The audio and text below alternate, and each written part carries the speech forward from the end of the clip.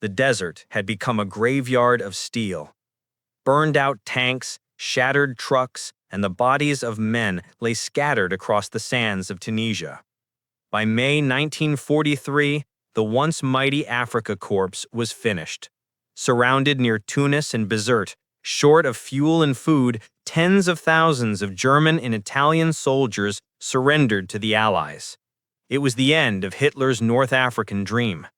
The men who had once believed themselves invincible, Rommel's Desert Fox troops, now trudged in silence under the blazing sun, their boots sinking into the sand, their pride gone. Among them was Sergeant Hans Keller, a 27-year-old panzer mechanic from Hamburg. He had fought from Tobruk to Al Alamein and survived air raids, hunger, and the endless glare of the African sun. But this was different. This was defeat. As he marched past lines of British and American soldiers, he expected hatred, maybe even execution. Rumors had spread through the ranks for months. The Americans will shoot us. They'll work us to death in their mines. No one knew what awaited them beyond the sea. The prisoners were herded to the port of Oran. They were thin, sunburned, their uniforms torn and filthy. As they boarded American troop ships, they braced for cruelty. But what they encountered was silence, order, and even, unthinkably, respect. American military police counted them carefully, handed out water, and spoke calmly. Step here, keep moving. No shouting, no beatings. For the first time in years, the enemy did not seem eager to humiliate them. The voyage to America took 3 weeks. The holds of the ships were crowded but clean. The Germans slept in hammocks under the dull thrum of engines. They were given bread, stew, and coffee, more food than they'd seen in months. At first, they refused to eat, convinced it was poison or psychological warfare. But when American guards sat down to eat the same meals, the tension eased. One prisoner muttered, "They're strange people, these Americans, too civilized to be real." The days blurred together. Endless sea, no land, only rumors. They're taking us to Alaska. No, to a desert camp. They'll put us to work building roads. No one knew the truth until one morning the fog lifted and a gray coastline rose from the Atlantic. America. It was nothing like what they imagined. The ports of Norfolk and New York towered above them. Cranes, docks, railways, ships stacked with cargo. Smoke poured from factories that seemed untouched by war. In Hamburg, the skies were full of bombers. Here, the air was filled with the sound of work. Metal on metal, engines humming, trains shrieking past. As the prisoners stepped off the ships, they braced for insults. Instead, American guards handed them sandwiches and milk, white bread, thick with butter, real meat.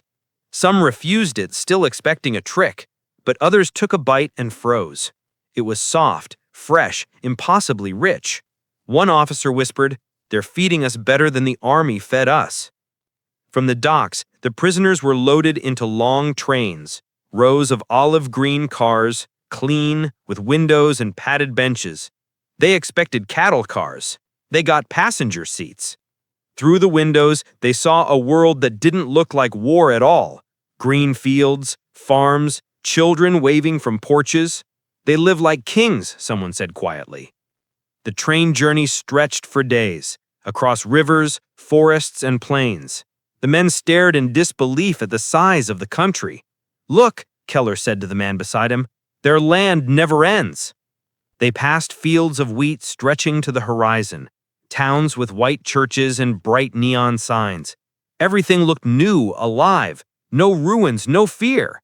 It was like stepping into a dream. Then, after what felt like forever, the train slowed. The doors opened to a new kind of desert, the flat plains of Texas. The air was hot and dry, but the scent was different, dust and grass instead of death. Ahead, behind barbed wire and wooden guard towers, stood neat rows of barracks. A sign read, "Camp Hearne, U.S. Army POW Facility." The Germans stood silent as an American officer approached, his uniform crisp, his voice clear. You will be treated according to the Geneva Convention. You will be given food, shelter, and medical care. You will work if assigned. You will not be harmed. The words made no sense. Prisoners? With rights? The officers exchanged doubtful looks. One finally spoke. Is this propaganda? The American colonel shrugged. No, he said. It's policy. Inside the camp, the prisoners were given beds, real cots with blankets. They were issued soap, towels, and toothbrushes. There were showers, latrines, and a mess hall that smelled of coffee and bacon. Keller stared at his tray. Eggs, potatoes, bread, even fruit. Back home, his wife queued for hours to buy black bread. Here, prisoners ate like soldiers. That night, lying on a clean mattress, Keller couldn't sleep. The camp lights glowed softly through the window. Outside, he heard the hum of generators and the chirp of crickets. For the first time in years, there were no sirens, no bombs, no hunger, only silence. He thought of home, of Hamburg under Allied fire, and felt a strange, heavy guilt. How could the enemy live like this and treat prisoners so well? He turned to the man in the bunk beside him and whispered, "If this is captivity, then what was freedom?" Neither of them knew yet that in a few weeks a cafeteria would open inside the camp, complete with jukebox music and, to their astonishment, a machine that made ice cream. But that revelation would come later. For now, as the desert wind drifted through the barbed wire, the captured men of the Africa Corps realized something quietly profound. They had entered a world they did not understand, and it was called America. The first morning inside Camp Hearne began not with sirens or shouting, but with a smell. Bacon. For a moment, the men thought they were dreaming. The scent drifted through the wooden barracks, sharp and warm, unlike anything they had known since before the war. When the guards opened the doors, sunlight flooded in and a calm voice called out in English, "Breakfast, gentlemen!" The word itself, gentlemen, felt like an insult and a kindness at once. The Germans filed out in silence, blinking at the vast sky. Texas was nothing like Africa. The air shimmered with heat, but it was sweet with grass instead of sand. Inside the mess hall, long tables were lined with tin trays. On them sat scrambled eggs, bread, butter, coffee, and, unthinkably, milk. An American sergeant behind the counter smiled and said, "Eat up, you're safe here." Sergeant Hans Keller hesitated. He had expected humiliation, starvation, maybe forced labor. Instead, an American soldier handed him a plate. "Go on," the man said. "You earned it." Keller sat, staring at his food. He could hear murmurs from the others. They feed prisoners like this. "It's a trick." "No, they eat the same." When Keller finally took a bite, the taste shocked him more than any battle. Real butter, real coffee. It was as if he had stepped into another civilization. Later that day, the prisoners were marched around the perimeter to learn the camp layout. Barbed wire fences enclosed neat rows of barracks, workshops, a canteen, a medical tent, even a chapel. Beyond the wire stretched farmland dotted with trees and cattle, peaceful, endless, absurd. The guards kept their rifles slung casually. They did not bark orders. They moved with quiet confidence, as though certain no one would try to escape. The Germans quickly realized why. There was nowhere to run. The nearest town was miles away, the desert unending. At roll call, the American commandant, a tall colonel with silver hair, spoke through an interpreter. "You are soldiers, not criminals," he said. "You will be treated accordingly. If you respect our rules, you will have no trouble." The interpreter added, "He means it." Some of the officers refused to believe him. "They're softening us," one lieutenant muttered. "They'll use us for propaganda. We'll be photographed smiling while our families starve." Yet as the weeks passed, no photographs came, only routine, meals, and work assignments. By midsummer, life inside Camp Hearne settled into a rhythm. Prisoners woke at dawn, cleaned barracks, ate breakfast, and marched to their duties. Some were sent to local farms to harvest cotton or build fences. Others worked in the camp's carpentry shed repairing furniture for the army. They were paid a few cents a day in scrip, camp currency redeemable at the canteen. With it, they bought cigarettes, chocolate, and stationery for letters home. At first, those letters were carefully censored. Many began with the same astonished line, "We are alive and well cared for." But soon the tone changed. Men wrote about the size of the meals, the friendliness of the guards, the strange, sprawling wealth of America. One wrote to his wife in Dresden, "They give us white bread and fruit. You would think it paradise if you saw the stores here." The local townspeople were wary at first. They called Camp Hearne Little Berlin and kept their distance. But curiosity grew. Farmers discovered the POWs were skilled workers, polite, efficient, grateful for small kindnesses. When the cotton harvest came, American landowners requested them by name. Some even left sandwiches and lemonade at the field's edge.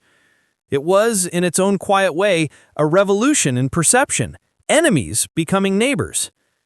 Inside the wire, the camp became a world of its own. The Germans built gardens, painted murals on the barracks walls, and constructed small theaters out of scrap wood.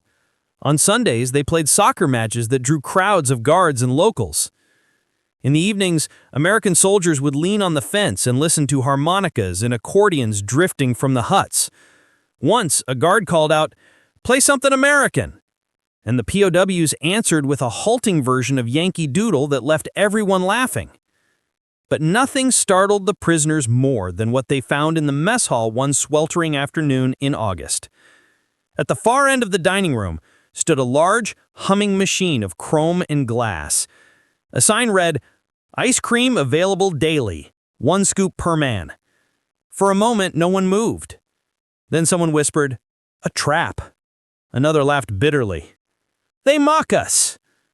Yet when the first man stepped forward, the American cook behind the counter simply asked, "Vanilla or chocolate?" It was true. Ice cream. The machine hissed softly, churning out pale swirls of sweetness into paper cups. The Germans watched, dumbfounded, as their captors lined up for their own servings. There was no trick, no humiliation, just dessert. Keller took his portion and sat down, staring at it like an artifact from another planet. It melted quickly in the heat, but he could not stop smiling. He said quietly, "They make this for themselves every day, even in war." Word spread through the barracks that evening. They have machines that make ice cream for soldiers, for prisoners. Some officers insisted it was psychological warfare, an attempt to corrupt German discipline with luxury. Others shook their heads. No, this is just how they live. The revelation unsettled them more than any defeat. The Americans were not cruel. They were not weak. They were something far stranger, a people so confident in victory that they treated their enemies as guests. As summer faded into autumn, Camp Hearne became less a prison and more a mirror. The prisoners began to see the reflection of a world that might have been, one of abundance, freedom, and quiet strength. They did not yet know that similar camps dotted the entire country: Camp Aliceville in Alabama, Camp Attree in Indiana, Camp Atalanta in Nebraska. Each was a self-contained village where captured soldiers worked, studied, played music, and, astonishingly, lived well. At night, as the cicadas hummed outside the wire, Keller lay awake on his bunk, tasting the ghost of vanilla on his tongue. If this is the enemy, he thought, then what have we been fighting for? He didn't have an answer. None of them did. But for the first time, they began to question everything they had been told. Outside, beyond the fences, the lights of America glowed, steady, endless, and impossibly bright. By the spring of 1944, life inside Camp Hearne had taken on an uncanny rhythm, a rhythm so normal that it sometimes frightened the prisoners more than captivity itself. The days began with the clatter of metal trays, the smell of coffee, and the distant crack of baseball bats from the recreation field. Somewhere beyond the barbed wire, the greatest war in history raged across Europe and the Pacific. But inside the fences, the Germans of the Afrika Korps were living in a strange, parallel world, one built not of fear, but of comfort. The camp was alive with activity. Prisoners built furniture for the officers, tended gardens that overflowed with tomatoes and beans, and painted murals on the barracks walls, pastoral landscapes, German villages, portraits of sweethearts they hadn't seen in years. The Americans allowed it, even encouraged it. As long as the men kept busy, discipline remained easy. At night, the canteen became a gathering place. The jukebox hummed with Benny Goodman and Glenn Miller records. Cigarette smoke filled the air. Some POWs played chess. Others debated politics or religion. In the corner, a group of musicians tuned accordions and guitars, performing old German folk songs that drifted softly through the camp. When American guards lingered outside the door, the prisoners switched to swing tunes, eager to show they could master even the enemy's music. But it was the cafeteria's newest addition, the ice cream machine, that became the camp's most surreal symbol. The first time it appeared, the POWs had refused to believe it was real. The gleaming chrome box stood in the center of the mess hall like some mythical device from another world, humming quietly, dripping with condensation.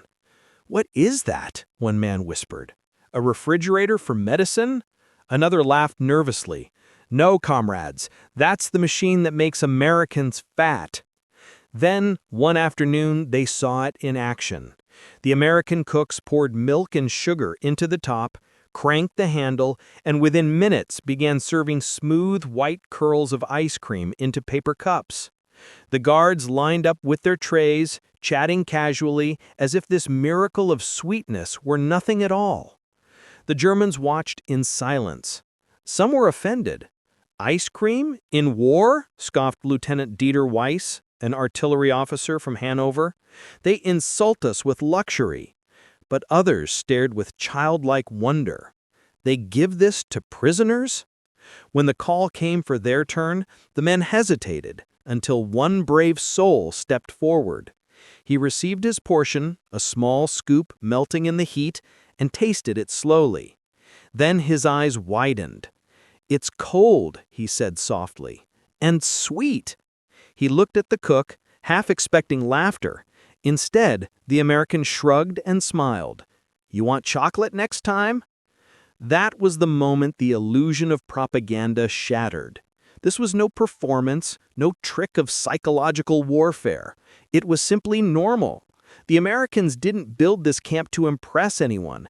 They built it the way they built everything: practical, organized, abundant. That night, the barracks buzzed with conversation. "Did you see it? They have machines that freeze milk. Even the guards eat it. They live like this every day." For soldiers raised in the ration lines of Nazi Germany, where butter, eggs, and sugar were luxuries reserved for party officials, the revelation struck deep. To them, this wasn't just dessert. It was a glimpse of an entirely different world. In time, the machine became a fixture of camp life. On Sundays, the POWs lined up for their weekly scoop, chatting with the guards, sometimes trading jokes in broken English. The Americans teased them, "Vanilla or chocolate, Fritz?" And the prisoners laughed, answering, "Both, if you please." The sweetness softened everything: suspicion, fear, pride. Music began to play in the cafeteria during meals. American swing records mixed with German marching songs, and soon the rhythms blended into something entirely new. The guards even brought in a small radio. News of the war came through in static bursts. Allied advances in Italy, bombings over Berlin, the invasion of France. The Germans listened in silence. They didn't cheer or curse. They simply ate in quiet contemplation, the ice cream melting on their tongues, while the radio told them that their world was collapsing thousands of miles away. By mid-1944, Camp Hearne was no longer a mere prison. It had become a small, functioning society. The Americans allowed the POWs to organize committees to handle daily affairs. There was a camp newspaper, Der Zaunpfahl, the fence post, printed in German on mimeograph paper. There were classes, English lessons, mathematics, even philosophy. A Red Cross shipment brought books, Goethe, Schiller, even Hemingway. The prisoners built a stage for theater performances with hand-painted backdrops and curtains sewn from bed sheets. They performed comedies, dramas, even Shakespeare, translated into German. The guards attended, clapping politely. In return, American soldiers invited the orchestra to play at holiday events. It wasn't friendship exactly, but something close. One guard, Private Joe Martinez, later said, "I realized these guys weren't monsters. They were just men, same as us, hungry, tired, missing home." He often lingered near the fence, talking to a young German named Otto who spoke good English. They traded cigarettes and discussed baseball. One evening, Martinez smuggled a small radio to the fence and let Otto listen to Glenn Miller's Moonlight Serenade. When the music ended, Otto said quietly, "This country fights with music, not hate." But still, not everyone adapted. Some officers tried to maintain Nazi discipline. They formed secret groups inside the camp, punishing men they saw as too friendly with the Americans. But their authority faded as the months passed.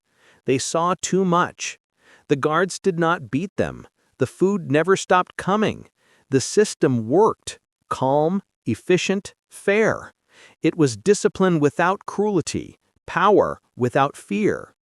And that frightened them more than any weapon. For men who had been raised under totalitarianism, Camp Hearne became a philosophical shock. Here in captivity, they experienced something forbidden at home: choice. They could read, write, question, even laugh. It was as if the wire around them held not a prison, but a lesson. One evening, as the sun bled over the Texas plains, the ice cream machine hummed softly in the mess hall. The air smelled of vanilla and dust. Keller sat at a table with his comrades, watching the light fade. "When I get home," he said, "I'll tell them the Americans made ice cream for their prisoners." They laughed, but not mockingly.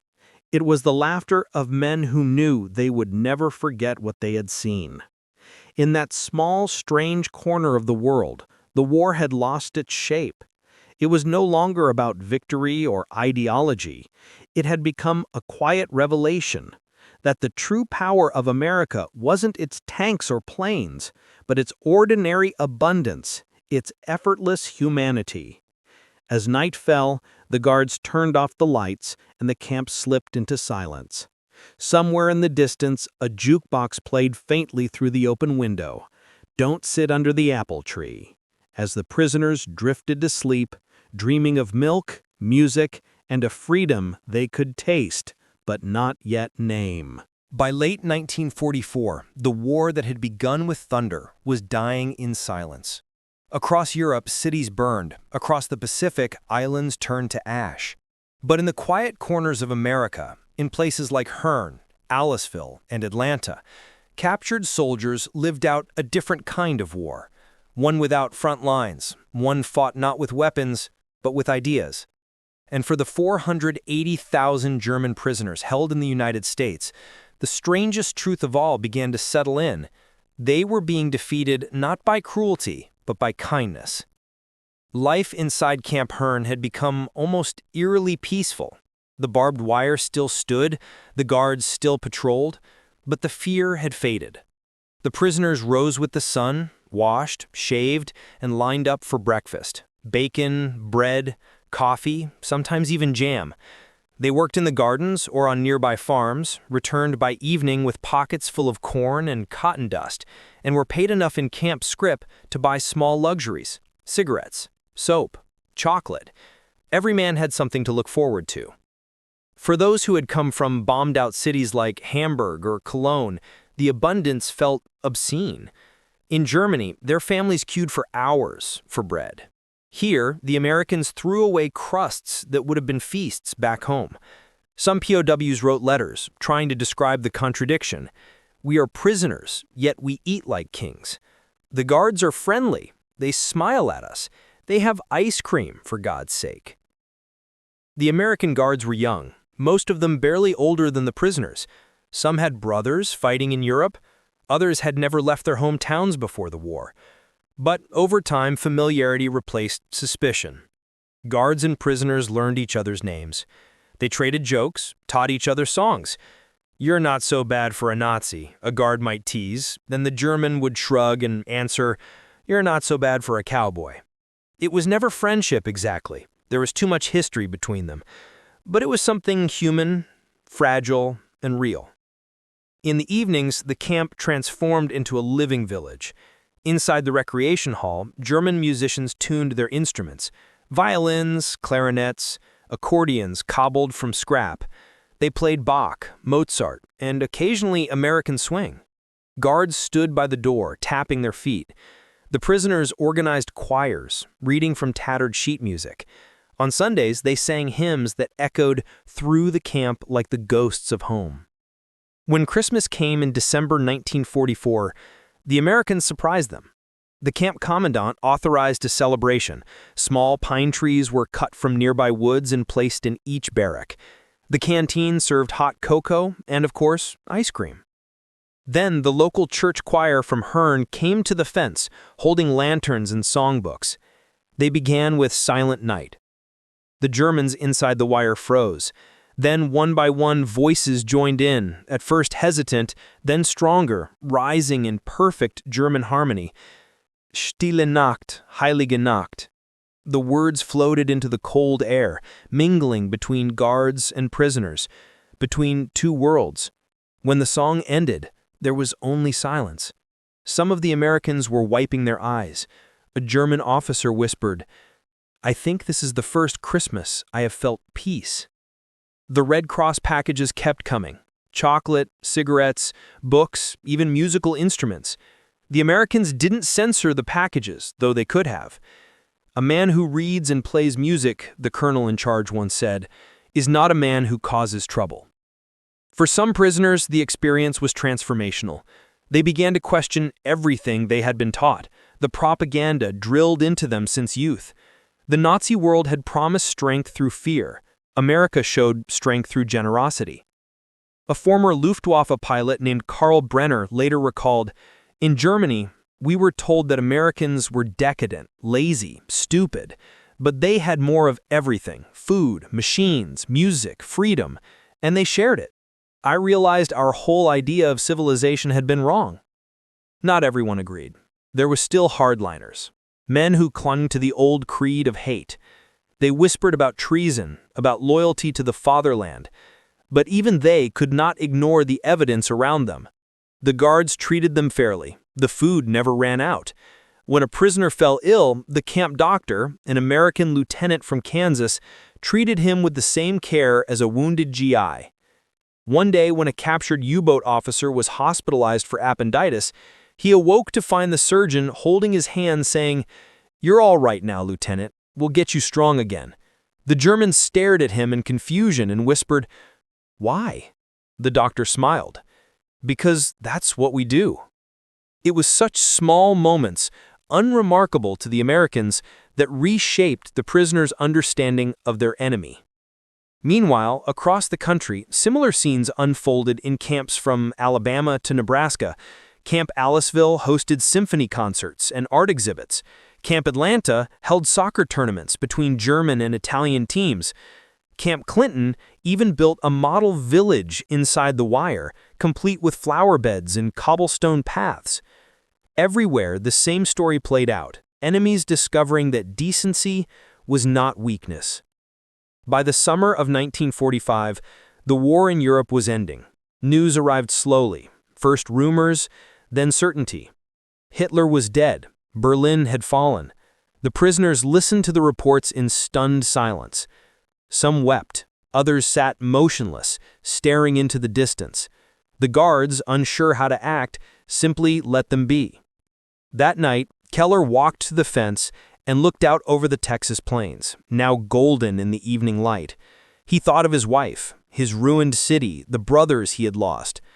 Then he thought of the ice cream, the jukebox, the Christmas carolers.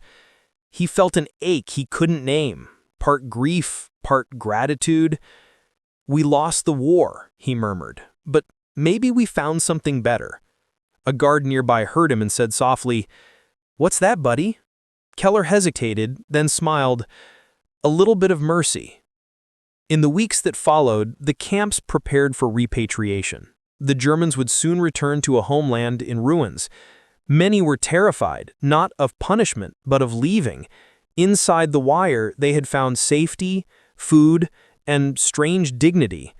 Outside lay uncertainty. But the Americans were resolute. "You're going home," one guard told them. "We did our part.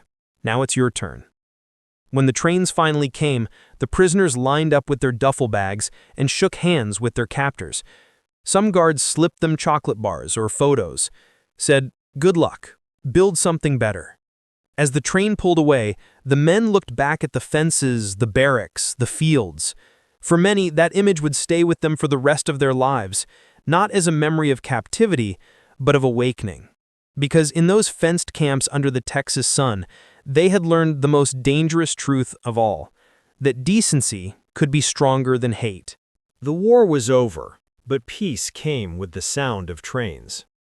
In the summer of 1945, convoys of German prisoners began leaving Texas, Alabama, and Nebraska, heading first to East Coast ports, then across the Atlantic to a home most could barely imagine anymore.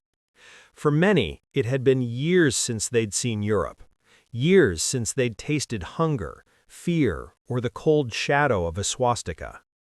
They left behind barbed wire, barracks, jukeboxes, and the strange hum of the ice cream machine, small luxuries that had become symbols of something far greater, mercy. At Camp Hearne, Sergeant Hans Keller stood in line with his duffel bag and a sheaf of letters tied with string. They were the letters he had written but never sent, because he didn't know if his wife was still alive. He had written one after another, describing life inside the American camp. The food, the music, the books, the kindness. He wanted her to know that even in captivity, he had been treated as a man. The guards were quieter than usual that morning. Some shook hands with the departing prisoners, others simply nodded, too proud or too shy to say more. Keller's guard, Private Joe Martinez, pressed something into his hand, a small paper-wrapped package. "For the trip," he said. Inside was a chocolate bar and a faded photograph of the two of them beside the camp fence, both smiling. Keller blinked, unable to speak. "You are a good enemy," he finally said. The train whistle blew, the men boarded, staring out the windows as the camp grew smaller, until it was just a blur of wire and dust, and then it was gone. Germany was a graveyard. When Keller arrived in Hamburg that autumn, the city was a skeleton of bricks and smoke. Entire neighborhoods had vanished. Cathedrals stood roofless, their spires jagged against the gray sky. His family home was gone. His wife Anna had survived in a refugee shelter with her sister. When she saw him standing in the doorway, thin and sunburned, she ran to him and began to weep. That night, as they sat in the ruins of their street, Keller told her stories of the camp, the guards, the concerts, the food. She listened in disbelief. "Ice cream? For prisoners?" she asked. "You're joking." He smiled. "No, Anna, they gave us everything. Bread, books, music. They treated us better than Hitler ever did." She fell silent, staring at the ground. Finally she whispered, "Maybe that's why they won." Across the new borders of a shattered Europe, thousands of returning POWs told the same story. From Bremen to Munich, from Dresden to Stuttgart, families listened as their sons described what they had seen behind the wire, not cruelty, but compassion. Their letters spread quietly, passed from hand to hand, read aloud in cafes and churches. The Americans feed their prisoners 3 times a day. They have libraries, theaters, even ice cream machines. They let us speak our minds. They do not fear us. For a people raised to believe that mercy was weakness, these letters were revolutionary. They carried a message that no propaganda could erase. The enemy had behaved with dignity. Historians would later call it re-education by humanity. The transformation was subtle but profound. Many of those former POWs, men like Keller, became the backbone of post-war Germany's reconstruction. When the U.S. occupation authorities began organizing local governments, they sought out men who had lived in the American camps. They understood democracy, fairness, and compromise, not because they had read about them, but because they had lived them, inside fences that had somehow become classrooms. In 1949, when the Federal Republic of Germany was founded, nearly one-third of its first civil servants had once been prisoners in the United States. The memory of America followed them for the rest of their lives. In the 1950s, Keller became a teacher in Hamburg, Germany. Every spring, he gave a lesson that his students never forgot. He would draw a simple image on the chalkboard, a barbed wire fence, and then beside it, a bowl of ice cream. He would turn to the class and say, "This is how I learned what freedom really means. It's not about walls or weapons. It's about how you treat those you've already defeated." The students would laugh at first, unsure if he was joking. But then he would tell them the story of Camp Hearne, of the jukebox, the songs, the Christmas carols, the day the ice cream machine appeared in the mess hall. He described the taste of vanilla in the Texas heat, the moment he realized that mercy could be stronger than hate. By the end, the classroom would be silent. In America, few remembered the camps. They were dismantled quickly after the war. The barracks became lumber, the fences were sold for scrap, the land returned to farmers. For decades, the story of the German POWs in the U.S. faded into the background of history, overshadowed by the battles, the bombings, the grand narratives of victory. But for those who had lived it, the memory remained vivid. In 1985, a group of former prisoners returned to Texas for a reunion. They were old men now, gray-haired, stooped, walking with canes. The local town of Hearne welcomed them as guests, not captives. The mayor shook their hands, children waved American and German flags side by side. The visitors toured what was left of the camp, the cracked concrete foundations, the rusted water tower, the faint outlines of where the barracks had stood. At one spot, they stopped and stared at a small museum exhibit, a reconstructed ice cream machine, polished and humming faintly for demonstration. Keller stood before it for a long time. Finally, he smiled and said, "It's smaller than I remember, but maybe I was just hungrier then." Another former POW, now a retired architect from Munich, added quietly, "When I was captured, I thought America was our enemy, but they taught us what civilization looks like." They posed for a photograph in front of the display, Germans and Americans together, the past between them like a shadow turned to light. Decades later, historians would find the letters, preserved in attics and archives, written in careful script on yellowed paper. One from a prisoner at Camp Aliceville read simply, "They have machines that make ice cream for prisoners.